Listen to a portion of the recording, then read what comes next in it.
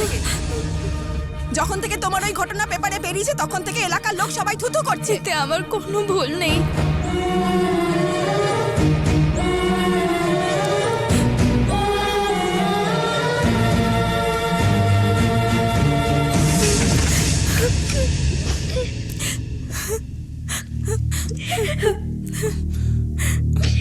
জানবি, আমার ঘরে চলে যাবি।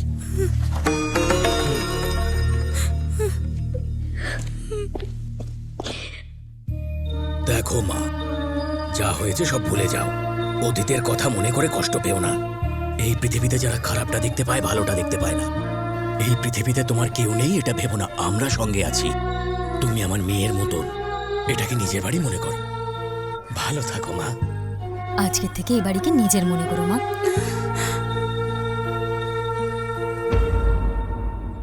আর ওই দিনের পর থেকে আমি সূর্যর বাড়িতেই থাকতে শুরু করলাম। ওরা আমাকে খুব ভালোবাসতো। আর একদিন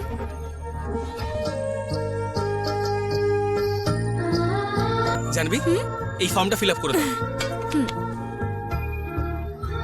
কালেক্টর হওয়ার জন্য কোচিং সেন্টার থেকে অ্যাপ্লিকেশন আনা আজকাল খুব কঠিন হয়ে গেছে। এটা কি একটা অ্যাপ্লিকেশন কেন? একটা ঘরে একটা কালেক্টরই যথেষ্ট, তাই না? সূর্য, মজা করো না। আমি সত্যিকারে জিজ্ঞেস করছি।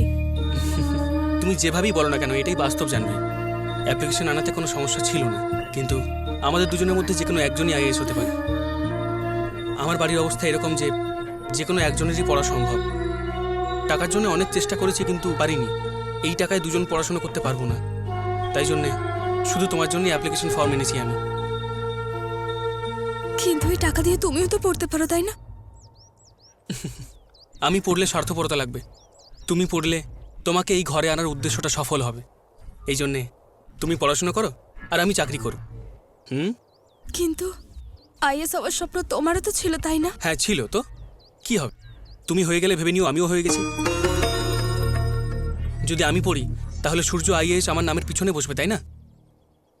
কিন্তু যদি তুমি পড়ো তাহলে জানবি সূর্য আইএএস দুজনের নামের সাথেই বসবে। এমনিতেও আমার পুরো জীবনটা আমি তোমার সাথে থাকতে চাই। জানবি, আমার এই ইচ্ছাটাকে তুমি নিশ্চয়ই পূর্ণ করবে, এটা আমি ঠিক করেই নিয়েছি। করবে তো?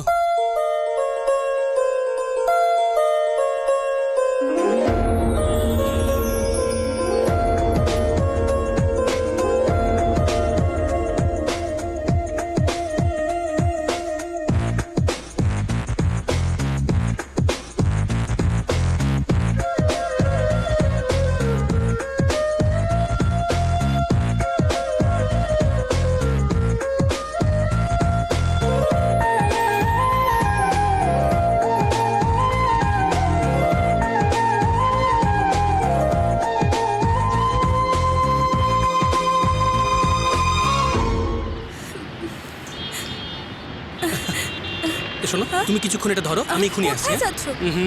অনেক বক বক করো তুমি। আমি আসছি রে বাবা।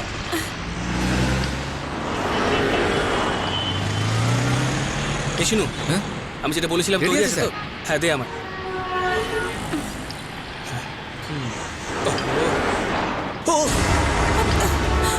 আরে দেখে চালা না, অন্ধ হয়ে গেছিস নাকি? পাগলের মতো চালাচ্ছি।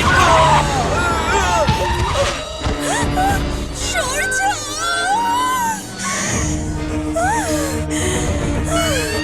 সূর্য! সূর্য! এই দেখো দেখো দেখো, সূর্য! সূর্য!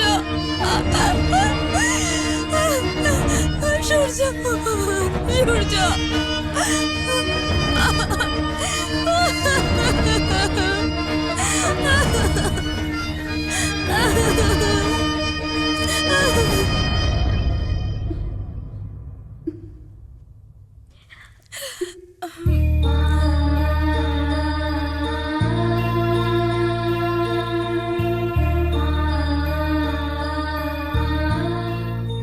সূর্য এই পৃথিবীতে নেই তো কি হয়েছে? ও সারা জীবন আমার মনে থাকবে। আমার জন্য এই কাজ, আইএস শুধু 3টে অক্ষরই নয়, এটা সূর্যর স্বপ্ন। ওর স্বপ্ন পূরণ করতে হবে। এই জন্মে আমরা দুজন একসাথে থাকতে পারিনি তো কি হয়েছে?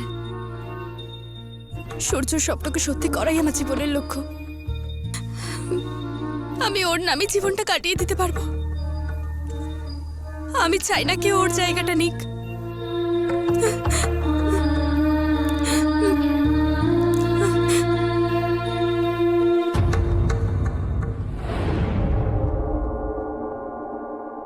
কুণালকে শেষ করার জন্য একটা ঠিক লোক নিয়ে এসেছি আমি। এটা কে? কি এটা? মজা করছিস নাকি? মুম্বাইয়ের পালোয়ান বালিদ হাসপাতাল থেকে ডিসচার্জ হতে 2 মাস লাগবে, আর এই জোকারটাকে উঠিয়ে নিয়ে চলে এসেছিস। নিয়ে যায় কে? এত হাওয়ায় উড়ে যাবে। জানি না কোত্থেকে ধরে এনেছিস।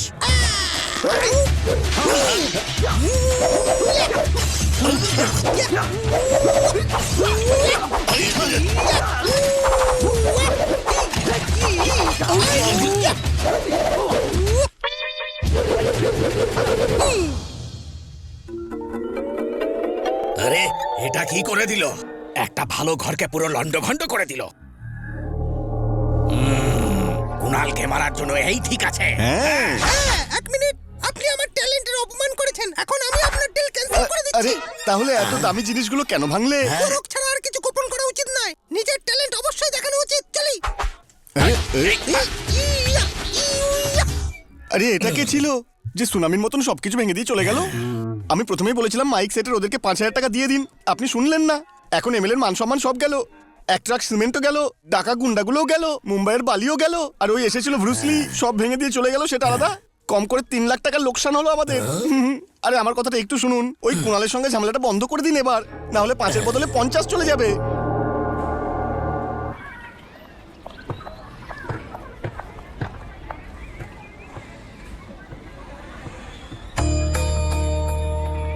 এই রুমালটা কে রেখেছে?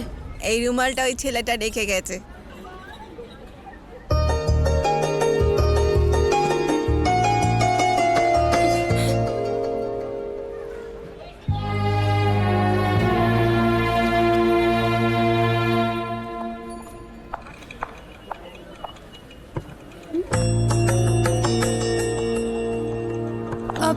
বাসের ভেতরে কেউ নেই, খারাপ হয়ে গেছে? এরকম ব্যাপার নয়, আপনি গিয়ে বসুন।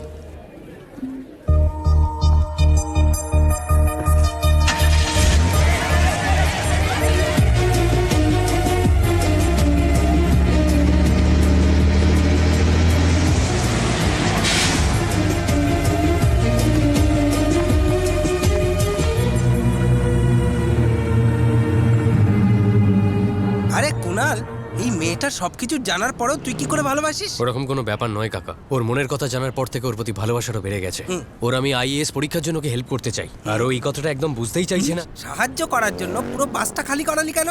সাহায্য করার জন্য নিজে কিছু করিস না, ও যা পছন্দ করে তাই কর। কি করব বলুন না। আপনাদের কি এইসব ইয়ার কি মনে হচ্ছে? আইএস হওয়াটা কি এতটাই সহজ? আরে রে রে, স্যার আপনি ভুল বুঝবেন না, আমরা পড়বো না, আমাদের পাড়ার একটা মেয়ে আছে, সে পড়বে। তাহলে স্যার আপনি আইএস হওয়ার যোগ্যতা আছে ওই মেয়েটার মধ্যে? আমি আপনাকে বলছি স্যার, ওই মেয়েটা খুবই পরিশ্রমী, দারুণ গান গায়। আচ্ছা, ও গান গায়? হ্যাঁ স্যার, খুব ভালো গান গায়। এদিকে। কোরাসে গান গায় স্যার, পড়াশোনা খুব ভালো করে, খুব ভালো গান গায় স্যার। এই বল। হ্যাঁ, ও খুব ভালো গান গায়। কি বলছো? ও গানও গায় আবার পড়াশোনাও করে? আইএস হওয়াটা এত সহজ নয়, অনেক পড়াশোনা করতে হয়। ওকে বলো গান গাওয়া ছেড়ে দিয়ে নিজের পড়াশোনায় মন দিতে। হ্যাঁ, একটা নতুন মেয়ে গাইবে স্যার। হ্যাঁ, ডাইরেক্টর আর মিউজিক ডিরেক্টর ওকে করে দিয়েছে স্যার। শোনো জানবি, স্যার কোরাস গায় বলে ও কিন্তু খারাপ গায় ভাববেন না, খুব ভালো গলা। হ্যাঁ, ও নিশ্চয়ই আশালতা দেবীর মতো নাম করবেই, ওর গান নিশ্চয়ই হিট হবে। হ্যাঁ স্যার, আমি ভেবেছিলাম তোমাকে ফোন করি, তুমি আমাকে ক্ষমা করো। আজকের পর থেকে স্টুডিওতে এসো না।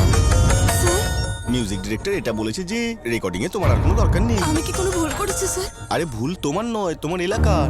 মিউজিক ডিরেক্টরের সুরের সম্বন্ধে জ্ঞান আছে, কোনো গুন্ডাগিরিতে তো জ্ঞান নেই ওনার। তোমাকে দিয়ে গান করালে ওনার গলা ভেঙে দেবে বলেছে, তাই তোমাকে আর লাগবে না।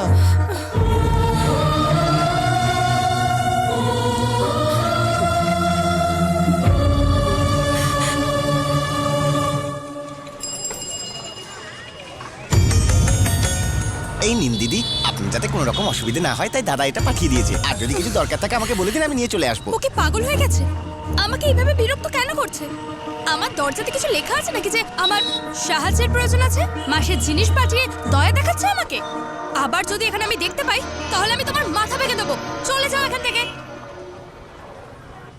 এই নাও তোমার চেন। আচ্ছা মাসিমা, ঠিক আছে, নাও সামলে রেখো। বাচ্চার যত্ন ঠিক আছে। কি মা, গয়নাগাটি বন্ধক রাখার ব্যবসা শুরু আরে করেছো না রে নাকি? বাবা, ওর বাচ্চার শরীর খারাপ হয়ে গেছিল, তাই ওর পয়সার দরকার ছিল। ওদের কাছে চেন বন্ধক দিয়ে টাকা আনতে যাচ্ছিল। ওষুধের টাকা আমি দিয়ে দিলাম বলে জোর করে চেনটা আমার হাতে দিয়ে চলে গেল। যদি আমার হাতে কেউ জোর জবরদস্তি চেন দেয় আমি কি করব? আরে ও নিজের গ্রাম ছেড়ে এখানে ব্যবসা করতে এসেছে, কেন ওর সাথে এরকম করছো? ওই মহাজন যেন কত ভালো। ওই জাহ্নবীর কাছে টাকা ছিল না, কত কষ্টে ছিল ও। চেন বন্ধক দিতে ওর কাছে গেছিল। তুই জানিস কি, 10% সুদ চেয়েছিল ওর কাছে। ও ভালো লোক, খুবই শয়তান লোক।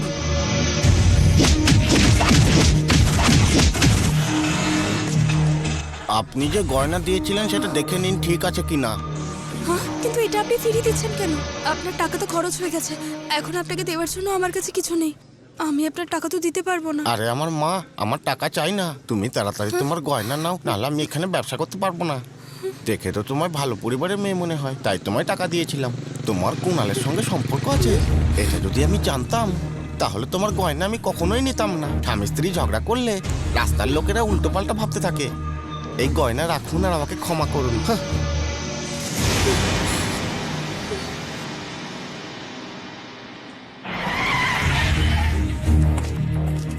কুণাল, তোমাকে ইন্সপেক্টর স্যার ডেকেছেন। কি জন্য? তোমার নামে কমপ্লেন এসেছে। আমার নামে কমপ্লেন করার সাহসকে দেখালো? কোনো জাহ্নবী নামের মেয়ে করেছে, ওই কমপ্লেনটা করেছে। ম্যাডাম, এখানে জাহ্নবী কে আছে? আমি এলআইসির অফিস থেকে এসেছি। সূর্যবাবু ওনার ইন্স্যুরেন্স করিয়েছিল, নমিনিতে আপনার নাম লেখা আছে। ওনার বাড়িতে গিয়েছিলাম, বললেন আপনি এখানে থাকেন। এখানে একটা সই করে দিন।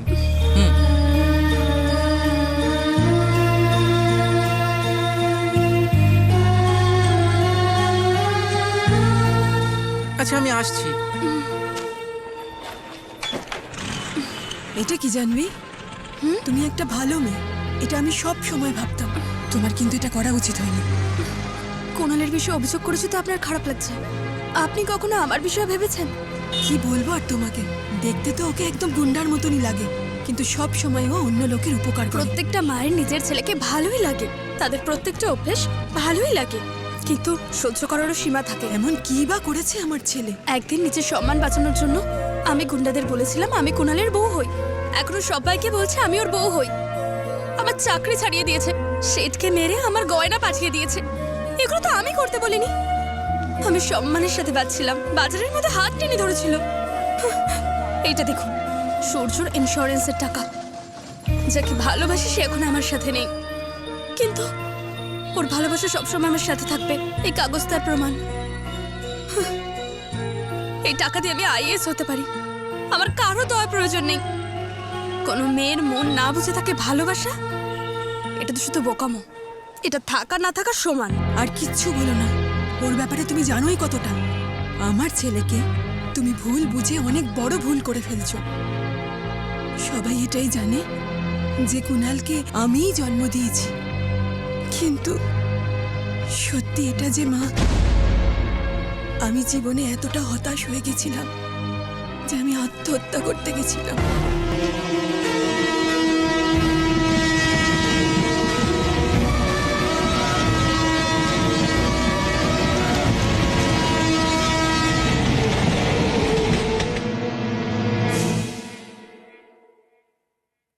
কি হয়েছে যে এই বয়সে আপনাকে আত্মহত্যা করতে হচ্ছে?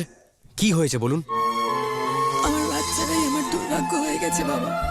আমার 3টে সন্তান, ছোটবেলায় ওদের বাবা মারা গেছিলেন, আর তারপর ওদের লালন পালন করতে অনেক কষ্ট সহ্য করেছি। ওরা এখন পড়াশোনা শিখে ভালো চাকরি করছে, নিজেদের বউ বাচ্চাকে নিয়ে অনেক খুশি আছে, কিন্তু আমাকে এক দানা ভাত দিতে গিয়ে ওদের অনেক কষ্ট হচ্ছে। তোমাকে কি বলবো বাবা, আমার তো মনে হয় আমার মরে যাবার পরেও ওরা আমার মৃতদেহটাকে মিউনিসিপ্যালিটির লোকেদের ফোন করে বলবে এটা একটা বেওয়ারিশ লাশ। এই ভাবনাই আমাকে শেষ করে দিচ্ছে। 3 সন্তানের বেওয়ারিশ মা হওয়ার অপমান থেকে যে আমি সত্যি সত্যি বেওয়ারিশের মতোই মরে যাই বাবা। তুমি আমাকে কেন বাঁচালে বাবা? আপনার ছেলে মেয়েরা আপনাকে দেখে না বলে আপনি দুঃখে আছেন, আর আমাকে যে জন্ম দিয়েছে তাকে আমি জীবনে দেখিনি, তাই আমি দুঃখিত। আপনি কি আমার মা হয়ে থাকবেন? বাচ্চাদের দত্তক নেওয়া বাবা মাদের তো দেখেছি, কখনো কোনো ছেলেকে মাকে দত্তক নিতে দেখিনি। এই মাকে দত্তক নিয়েছে একমাত্র কুনাল। তুমি আমার ছেলেকে ভুল ভাবছো, ওকে বুঝতে পারোনি তুমি।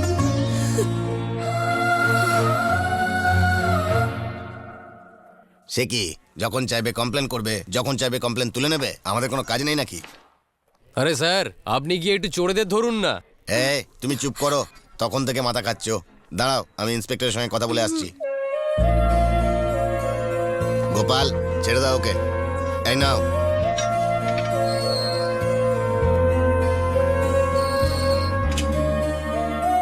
তোমার মা বলেছে বলেই এই জন্যই অভিযোগ ফিরিয়ে নিতে এসেছি। কমপ্লেন উঠিয়ে নিয়েছেন মানে কি? এমনি সন্ধে পর্যন্ত ওরা আমাকে সহ্য করতে পারতো না, এমনি আমাকে ছেড়ে দিত। বেকার নিজের সময় নষ্ট করলে। যাও গিয়ে নিজের পড়াশোনা করো। চললাম, টাটা।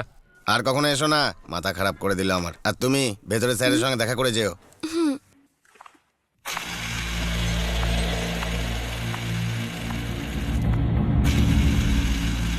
আমার এখনো পর্যন্ত খুব ভালো করেই মনে আছে যে আমাদের শেষ দেখা কোথায় হয়েছিল।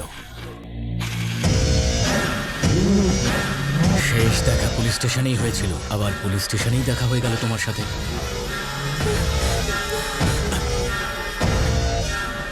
1 মাস নয়, 2 মাস নয়, 6 মাস পর্যন্ত সাসপেন্ড ছিলাম। একটা সময় যারা আমাকে স্যালিউট করতো, এখন আমি তাদের স্যালিউট করি। প্রতিদিন স্যালিউট করার সময় আমার কার কথা মনে পড়ে জানো? তোমার। ভুল না করেই শাস্তি পেয়েছিলাম আমি। যে শাস্তিটা পেয়েছিলাম তার জন্য ভুলটাও করতে হবে, তাই না? সেদিন তো তুমি বেঁচে গিয়েছিলে, কিন্তু এখন তুমি বাঁচবে না। ভয় পাচ্ছ?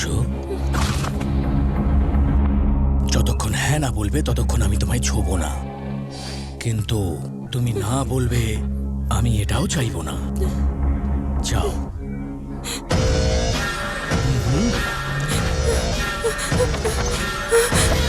এই হরেশ, হ্যাঁ স্যার। এ হলো সীতা দেবী, এর একটু খেয়াল রাখিস। যদি উনি সীতা হন তো আপনি কি রাম? হ্যাঁ, আমি রাম নই, রাবণ। বুঝলে, ভাই? রামায়ণে এই রাবণই হলো আসল কাল্পনিক। এই রাবণই সীতাকে হরণ করে নিয়েছিল বলে রাম ওকে বধ করেছে। কিন্তু এটা এখনো বেঁচে আছে ভাই। অত চিন্তা করো না, একটা বোতলে মদ ঝালো, ওয়াটার বানিয়ে খেয়ে নাও। এ মনে হচ্ছে আমার বোতলটা আবার সাল্টে দেবে। আরে বোতলে জামার তলে লোক আরে কোথায় কি ঢোকাচ্ছি তাই দিকে নজর দিক দেখ না। রামায়ণ হচ্ছে যখন তুমি তাহলে মদ নিয়ে এসছো কেন এখানে? মানে নিজের মাল খাওয়ার ধান্দা আমাকে জ্ঞান দিচ্ছে। একটাই কোয়ার্টার আছে, বাড়ি গিয়ে খাবো। মদ দিয়ে যখন এসে পড়েছে তো একটা কোয়ার্টারে কি হবে? আমিও তো বসে আছি, আমার জন্য তো মদ লাগবে, এইটুকু বুদ্ধি নেই? আমার টাকায় মাল খাবে আবার কোয়ার্টার। আমি হাফ কোয়ার্টার বার করে আসি। যাও।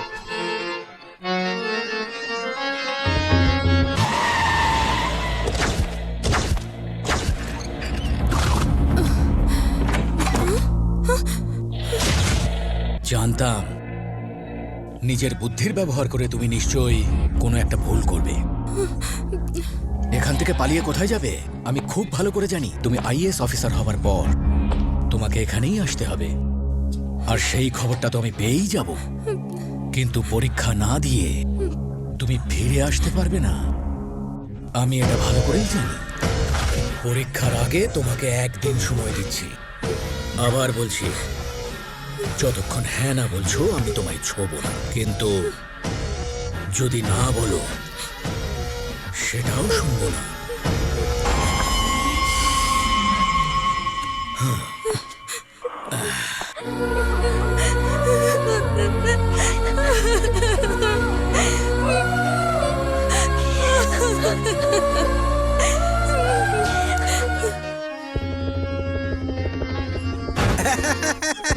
দারুণ খবর। এ কোথায় চলে গেল? হ্যাঁ,